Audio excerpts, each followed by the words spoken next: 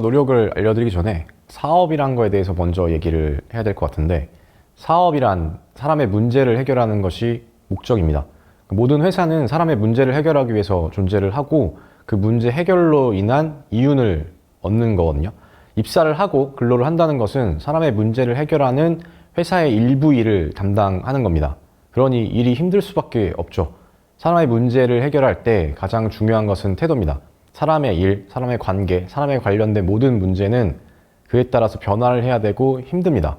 이때 필요한 능력이 도전하고 노력하는 태도인데, 이것을 인정하고 받아들이지 않는다면 스스로도 힘들고 괴롭겠지만 무엇보다 그 태도가 주변 동료들에게 영향을 미칩니다.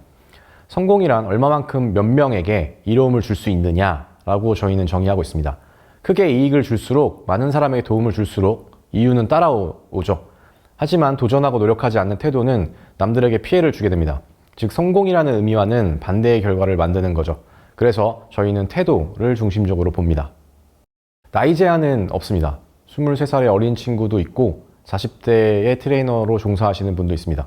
확률적으로는 나이가 20대 초반인 친구들과 30대가 넘어간 사람들은 함께하지 못하는 공통된 성향들이 있으나, 나이보다는 그 사람의 됨됨이가 중요한 것 같습니다.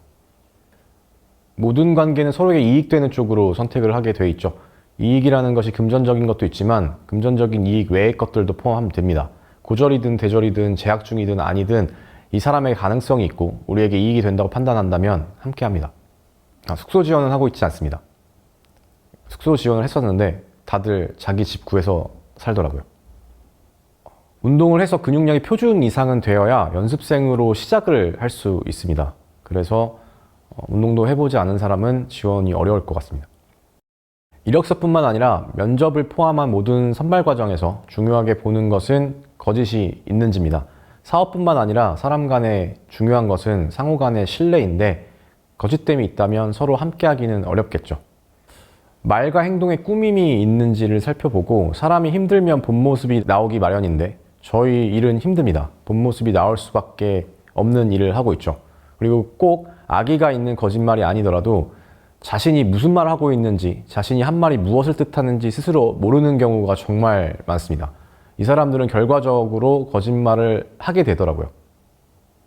지각이나 반바지, 슬리퍼, 단정하지 못한 머리 스타일 등은 면접을 봐도 의미는 없습니다. 면접을 준비한다기보다 지원자들을 어떻게 성공시킬 수 있을까? 어떻게 하면 트레이너를 성공시킬 수 있을까? 지금 겪고 있는 문제들을 어떻게 해결해 줄 수 있을까? 원인이 뭘까? 서로 잘하려면 어떻게 관계를 맺어야 될까? 이런 문제에 대해서 계속 고민하고 공부하고 있는 게 준비라고 한다면 준비일 것 같습니다. 법정 최저임금입니다.